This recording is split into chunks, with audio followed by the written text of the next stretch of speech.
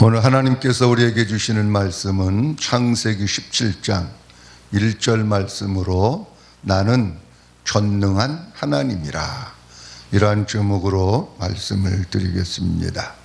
창세기 17장은 아브라함에게 있어서 굉장히 중요한 장입니다. 왜냐고 하면 창세기 17장 이전에는 아브라함이 율법의 삶을 주로 많이 살았습니다. 그런데 창세기 17장을 기점으로 해서 하나님께서 아브라함에게 나타나시고 할례 언약을 행하시고, 그러면서 아브라함이 복음의 삶으로 살기를 시작한 장이 창세기 17장입니다. 아브라함에게만 중요한 것이 아니고 우리 모두에게도 창세기 17장이 굉장히 중요한 장입니다. 하나님께서는 아브라함을 선택하셔서 구속의 역사를 이루어 가시고 구속의 맥을 이루어 가시기 위해서 갈대아 우르에서 그를 부르시고 가나안 땅으로 인도하셨습니다. 그런데 예수 그리스도의 계보를 잇는 것 가운데 가장 중요한 것이 그 아들이 있어야, 씨가 있어야 계보를 잇게 됩니다. 하나님께서 아브라함에게 씨를 주신다고 분명히 약속을 하셨는데 그 약속이 기다려도 잘 이루어지지를 않습니다. 그러니까 아브라함의 마음도 마찬가지고 사라의 마음도 마찬가지고 인간이기 때문에 초조한 마음이 들기를 시작을 합니다. 그러던 어느 날 아브라함의 아내가 이렇게 얘기를 합니다. 아무래도 하나님께서 나를 통해서 씨를 주시는 것은 허락지 않은 것 같으니 몸종을 통해서 씨를 얻도록 하는 게 어떻겠느냐라고 제안을 해서 아브라함이 아내의 제안을 받아들이고 사라의 몸종 하갈과 더불어서 동침을 해서 아이를 낳는데 그 아이가 바로 이스마엘이라고 하는 아들입니다. 이때의 아브라함의 나이가 86세였습니다. 아브라함은 생각하기를 어떤 생각을 했느냐고 하면 이 이스마엘도 내 씨니까 이스마엘을 통해서 하나님께서는 구속의 역사를 이루어 가시지 않을까라고 생각을 하면서 이스마엘이 자라는 모습을 보고 아브라함이 굉장히 한쪽으로는 육신적으로는 기뻐하는 삶을 살았던 것을 우리가 보게 됩니다. 오늘 이러한 가운데서 하나님께서 창세기 17장에 아브라함에게 나타나십니다. 아브라함에게 나타나셔서 하나님이 뭐라고 말씀하시고 있느냐고 하면 나는 전능한 하나님이라, 너는 내 앞에서 행하여 완전하라, 이렇게 말씀을 하십니다. 그렇다고 하면은 아브라함의 86세에 이스마엘을 낳을 때까지는 하나님이 나타나셨습니다. 그런데 99세에 또 나타나셨다라고 하는 말씀은 어떤 의미냐고 하면 그동안 13년 동안 아브라함은 육신적으로는 아들 이스마엘이 성장하고 재롱을 피우고 자라는 모습을 보면서 육신적으로는 마음이 뿌듯하고 행복하고 육신적인 만족이 있을 수 있었습니다. 그런데 영적으로는 아버지 하나님께서 그동안 계속해서 나타나셨는데 하나님이 나타나시지 않으니까 영적으로는 점점 어두워지고 하나님과의 관계가 두절되고 끊어지다가 보니까 영적 죽음의 삶을 살면서 영적 암흑의 삶을 계속해서 살아왔던 겁니다. 근데 하나님께서 아브라함 99세 때에 나타나셨다라고 말씀하십니다. 그 나타나신 하나님이 누구냐? 전능하신 하나님이십니다. 그렇다고 하면 이 얘기는 무슨 얘기냐고 하면 하나님께서 아브라함에게 나타나셔서 나는 전능한 하나님이다 라고 말씀하시는 것은 아브라함에게 어떤 의미가 있느냐고 하면 아브라함아, 네가 이전에는 내 수단과 방법으로 내 아내의 말을 듣고 육신적인 생각으로 낳은 아들이 누구냐? 그게 이스마엘이야. 근데 나는 전능한 하나님이기 때문에 너의 육체나 너의 나이나 내 부인의 사라의 몸 상태가 어떠하든지 간에 관계없이 나 전능한 하나님이 너를 통해서 내 부인을 통해서 씨를 줄 거야. 너는 사람 의지하지 말고 환경 바라보지 말고 몸도 바라보지 말고 오직 나 전능하신 하나님만 믿으면 일은 네가 하는 게 아니고 내가 하는 거야. 그걸 지금 아브라함에게 말씀하시고 있는 겁니다. 아브라함은 하나님께서 나타나셔서 나는 전능하신 하나님이다 라고 얘기했을 때에 아마도 아브라함은 그렇구나, 햇불 언약을 맺었을 때에도 지혜를 주신다고 하셨는데 그때는 내 인간적인 생각, 인간적인 수단과 방법으로 해서 났는데 그로부터 13년 동안 암흑의 생활을 내가 살았지, 영적 어두움의 생활을 살았지. 그때는 내가 했지만 이제는 누가 하시는 거냐? 전능하신 하나님이 하시는 거야. 하나님만 의지하고 그 하나님만 신뢰하고 그 하나님만 믿으면 내가 하는 게 아니고 하나님이 하시는 거로구나, 그걸 깨달은 거예요. 그리고 나서 하나님께서는 아브라함에게 할례 언약을 베푸십니다. 그런데 여기 중요한 말씀이 뭐냐고 하면 나타나셨다라고 하는 겁니다. 만약에 하나님께서 아브라함에게 나타나지 않으면 아브라함은 계속해서 영적 흑암, 하나님과의 관계가 끊어진 상태에서 살아갈 수밖에 없는 겁니다. 여기 나타나셨다고 하는 말은 하나님께서 감찰하고 계셨고 살피고 계셨고 그리고 생각하셨고 결정하셨고 이런 모든 뜻이 어디 속에 들어있느냐고 하면 나타나셨다라고 하는 말 속에 있습니다. 하나님께서 아브라함이 이스라엘을 낳고 기뻐하면서 13년 동안 아브라함이 사는 모습을 감찰하시면서 자세히 살피고 계시고 그리고 아브라함이 어떻게 살아가고 있는지 하나님도 생각을 하시는 거예요. 근데 하나님께서 아브라함이 살아가는 모습을 보니까 하나님의 의도와 하나님의 뜻을 모릅니다. 그냥 이 아들이 내 씨를 잇는 후사겠지 이런 생각을 하고 사는 것 같아서 하나님께서 드디어 마음속에 생각하고 결정하셔가지고 아브라함에게 나타나시기로 하신 겁니다. 그것이 언제냐? 13년 만에 아브라함 99세 때에 나타나신 겁니다. 우리는 이 말씀을 보면서 뭘 깨달을 수 있느냐고 하면 우리 죄인들은 하나님이 우리에게 나타나셔서 가르쳐 주시고 보여주시고 깨닫게 하시지 아니하면 아무도 하나님을 섬길 수 없고 아무도 신앙생활을 할 수 없다고 하는 겁니다. 아브라함이 그냥 어두움 가운데 하나님이 나타나지 않은 가운데 계속해서 그냥 앉아있으면 아브라함은 하나님 섬길 수 없습니다. 아브라함은 구속사의 역사를 이어갈 수 없습니다. 그런데 하나님께서 이제 아브라함에게 나타나셔서 다시 처음부터 말씀해 주시고 가르쳐 주시고 깨닫게 해 주시고 보여주시고 하니까 아브라함이 그때서야 하나님의 뜻을 아는 거예요. 그리고 하나님을 지나간 과거에 내가 섬겼던 모습을 돌아보면서 지나간 과거에 이건 아니로구나. 진짜 이제 전능하신 하나님, 내가 하는 것이 아니라 전능하신 하나님이 하시는데 하나님만 믿고 하나님이 하시는 일을 보면서 나가면 되겠구나 라고 하는 것을 아브라함이 깨닫게 되는 겁니다. 근데 여기 나타났다고 하는 단어는 신약적인 의미로 보면은 어떤 뜻하고 같으냐고 할 것 같으면 보이셨다라고 하는 뜻이 있습니다. 보이셨다고 하는 단어가 신약 성경 가운데도 많이 있는데 이 보이셨다고 하는 것이나 나타나셨다고 하는 것이나 같은 겁니다. 그런데 아브라함에게 지금 하나님이 나타나셨는데 아브라함에게 하나님이 나타나셔서 아브라함을 통해서 주님의 뜻을 이루어가고 아브라함이 하나님을 깨닫고 믿게 된 것은 아브라함의 공로나 의가 아니라는 겁니다. 왜냐하면 아브라함이 하나님에게 나타나 주세요 그랬다고 나타나는 게 아니라 하나님이 꼭 맞는 때에 때가 차고 적당한 때에 하나님이 나타나시는 것이 아브라함이 나타나게 달라고 해서 나타나는 게 아니라는 겁니다. 그러니까 아브라함이 하나님을 만나고 깨닫고 그의 인생이 율법에서 복음으로 바뀌어지는 것은 뭐 때문에 그러느냐? 전적인 하나님의 은혜라는 겁니다. 하나님께서 아브라함을 사랑하시고 하나님께서 아브라함을 불쌍히 여기셔서 그 아브라함에게 하나님께서 나타나시고 저를 깨닫게 하셨기 때문에 전적인 하나님의 은혜다라고 하는 것입니다. 우리가 하나님의 복음을 깨닫고 하나님의 생명으로 살고 하나님의 생명으로 거듭나고 구원받는 것도 내 의가 아닙니다. 뭐냐? 전적인 하나님의 은혜고 하나님의 긍휼하심이고 하나님의 사랑입니다.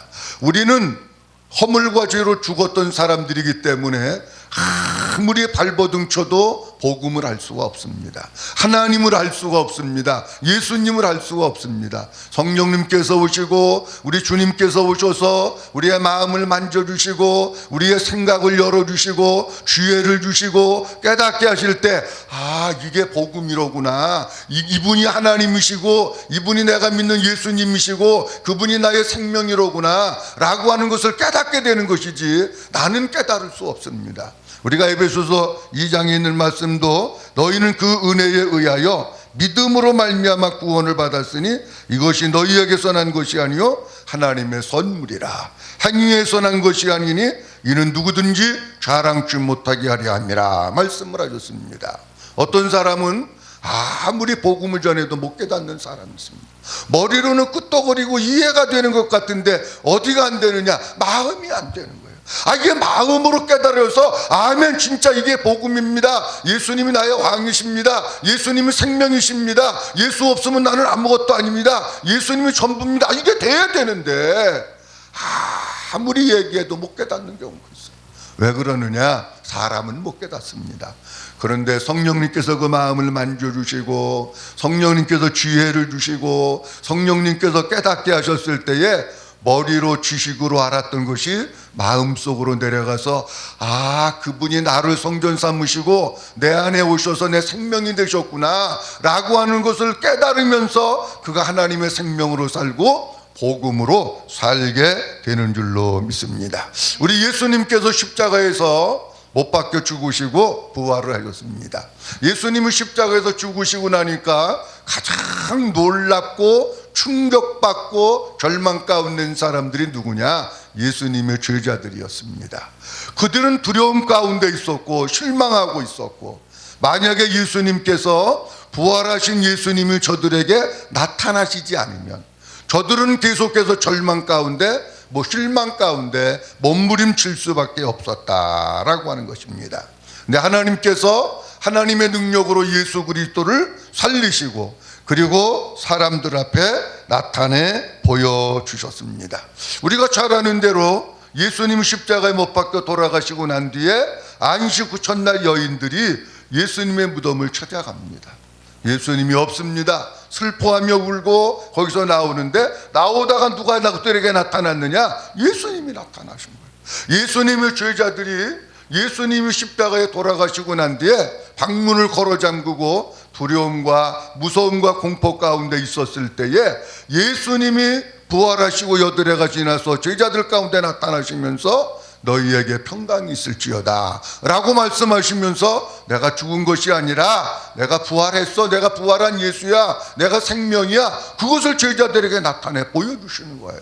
만약에 예수님께서 제자들에게 나타나 보여주시지 않고 그리고 이 세상에 숨어 계시다가 승천하셨다고 할 것 같으면 예수님의 제자들은 결코 예수님을 믿고 예수님을 위해서 목숨을 바치고 복음을 증거하고 예수님을 증거하는 일에 쓰임받을 수가 없었을 것이다 라고 하는 겁니다.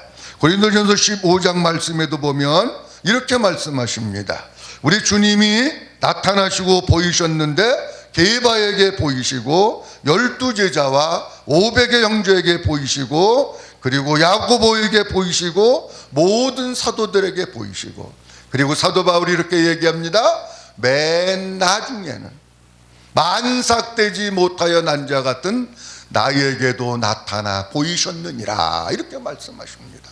바울이 사울로 있으면서 예수 믿는 사람들을 이렇게 핍박하고 잔멸하고 교회를 무너뜨리고 하는 일에 앞장섰던 사람인데 그가 어떻게 변화되어서 예수 그리스도를 증거하고 교회를 세우고 생명을 살리는 일에 쓰임받을 수 있었을까? 다른 거 아닙니다. 사울이 어떤 의가 있어서도 아니고 사울이 어떤 공로가 있어서도 아니라 하나님의 은혜로 저를 주님이 쓰시기 위해서 나타나 보여주신 겁니다. 사도행전 9장에 우리 주님이 저의 가는 길에 나타나 보여주시면서 사울아 사울아 내가 어찌하여 나를 핍박하느냐, 나는 내가 핍박하는 예수니라 나타나 보여주시고 사울이 거기에서 떨어져 꼬꾸라지고 그리고 예수님 만나서 그가 복음을 알고 복음을 깨달아서 예수 그리스도를 전하고 복음을 전하는 일에 쓰임받았던 것을 우리가 보게 됩니다. 이렇게 주님이 나타나시고 보여주셨다고 하는 말씀은 성경 말씀 가운데 얼마나 많이 있는지 몰라요. 너무너무 많이 있어요. 어쨌든지 지금 우리가 살고 있는 이 시대에도 우리 주님이 우리에게 나타나 주셨기 때문에 우리가 눈을 열어 주님을 바라보고, 우리 주님이 우리에게 나타나 보여주시고 성령님께서 깨닫게 하시고 알게 하셨기 때문에 하나님의 말씀을 붙들고 그 속에서 생명을 얻어가면서 주님을 위해서 믿음으로 살아갈 수 있게 되는 줄로 믿습니다. 그렇기 때문에 우리는 신앙생활을 하면서 평생토록 우리가 자랑할 게 없는 거예요. 왜냐고 하면 내가 한 것이 없기 때문에.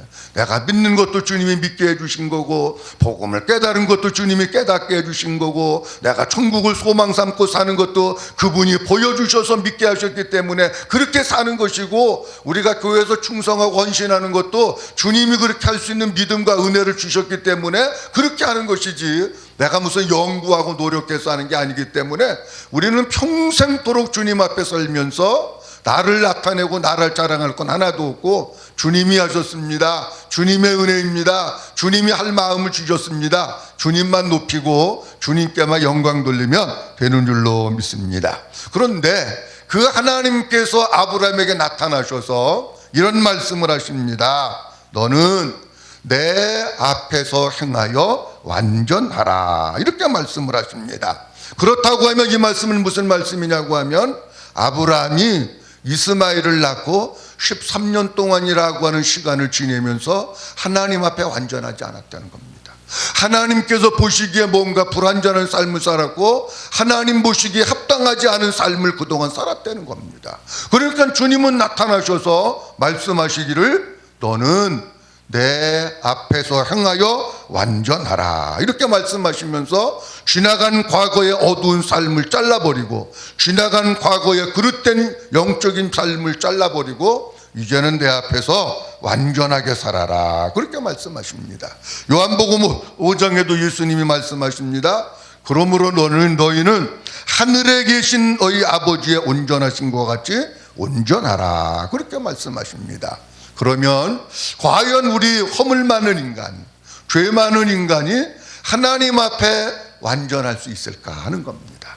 또 완전할 수 있다고 하면 어떻게 하면 우리가 하나님 앞에서 완전한 삶을 살 수 있을까 하는 겁니다. 본문 말씀 속에 보면 하나님이 두 가지 우리에게 말씀해 주시고 있는데, 우리가 하나님 앞에서 완전한 삶을 살려면 하나는 하나님 앞에서 살아야 합니다. 주님이 말씀하십니다. 너는 내 앞에서, 그렇게 말씀합니다. 무슨 얘기냐? 하나님 앞에서 살 때 우리가 하나님 앞에 온전한 삶을 살아갈 수 있게 되는 겁니다. 내 앞에서 라고 하는 단어는 하나님의 얼굴 앞에서 라고 하는 뜻입니다. 그런데 이 내 앞에서라고 하는 단어는 바라보다, 쳐다보다, 살피다 라고 하는 뜻에서부터 유래를 했습니다. 그러면 이 말씀을 가만히 우리가 보면, 우리가 하나님 앞에서 살면서 완전하게 된다고 하는 것은 어떻게 사는 것일까? 우리가 하루하루를 살아가면서 하나님의 얼굴을 바라보고, 하나님의 얼굴을 쳐다보고, 하나님의 안색을 살피면서 살 때에 하나님 앞에서 온전한 삶을 살게 되는 줄로 믿습니다. 오늘 일어나서 하나님의 얼굴을 살피고 하루의 일과를 마치고 하나님의 안색을 살폈더니 하나님의 안색이 안 좋아요. 그러면 뭐냐?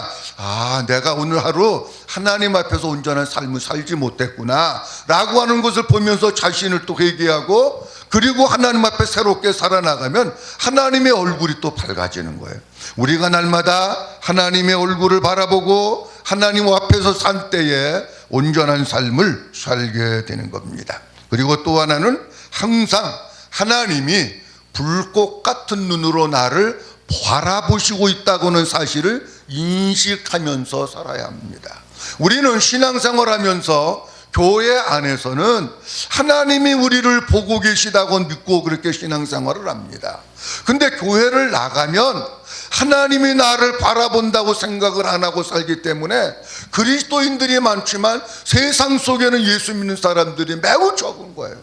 아니, 교회 안에서만 하나님이 우리를 보시고 계신 것이 아니라 교회 안에서만 하나님을 바라보는 게 아니라 교회 밖에 세상에 나가서도 하나님이 나 바라보고 계시지, 하나님 앞에서 살아야지 라고 한다고 할 것 같으면은 누구든지 하나님 앞에서 거룩한 삶을, 빛 가운데 삶을 살아갈 수 있는 겁니다.